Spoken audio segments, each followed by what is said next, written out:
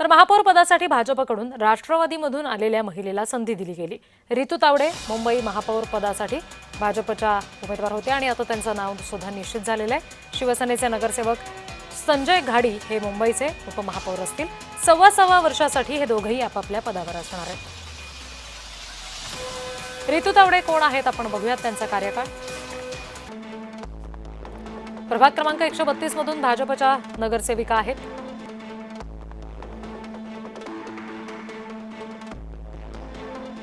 मुंबई महापालिकेमध्ये 2 वेळा त्या नगरसेविका म्हणून निवडून आलेल्या आहेत। त्यांनी काम केलेलं आहे।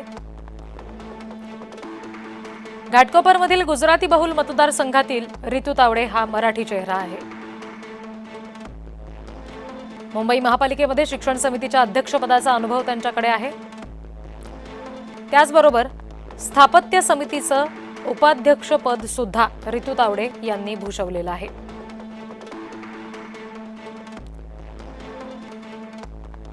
आणि भाजपचा ईशान्य मुंबईतील आक्रमक चेहरा अशी सुद्धा रितू तावडे यांची ओळख आहे। वीज दरवाढी विरोधात आक्रमक आंदोलनामध्ये त्यांचा सहभाग सुद्धा उल्लेखनीय राहिला।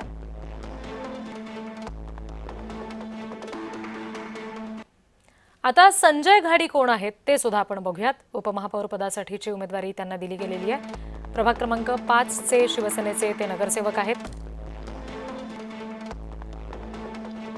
शिवसेना उपनेते आणि रायगड जिल्हा संपर्क प्रमुख सुद्धा संजय घाडी आहेत। 1988-89 पासून शिवसेना प्रणित भारतीय विद्यार्थी सेनेचे विभाग प्रमुख म्हणून संजय घाडी यांनी काम केलंय।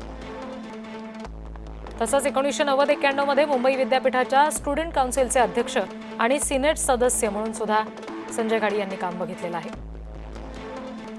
2017 ते 2022 शिवसेना नगरसेवक होते। त्याचबरोबर 2026 मध्ये सुद्धा पुन्हा नगरसेवक म्हणून ते विजयी झाले।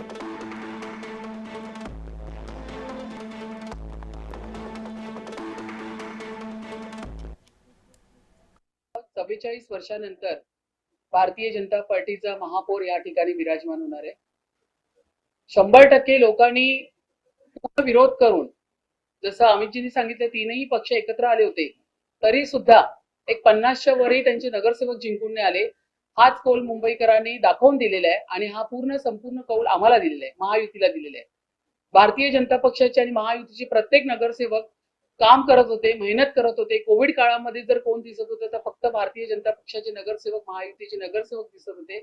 म्हणूनच या ठिकाणी मोठ्या संख्येने महायुतीचे नगरसेवक आलेले आहेत आणि 100% जो 25 वर्षाचा यांचा भ्रष्टाचाराचा जो कारभार होता तो आम्ही संपूर्ण या ठिकाणी उखाडून काढणार।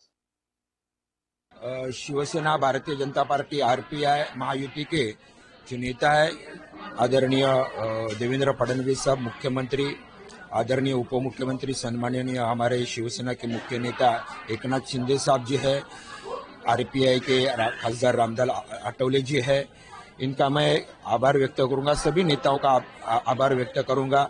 सम्माननीय वंदनीय बाला साहब ठाकरे जी को प्रणाम करूंगा, क्योंकि उनके आशीर्वाद से ही मैं इस राजनीति में आया हूं।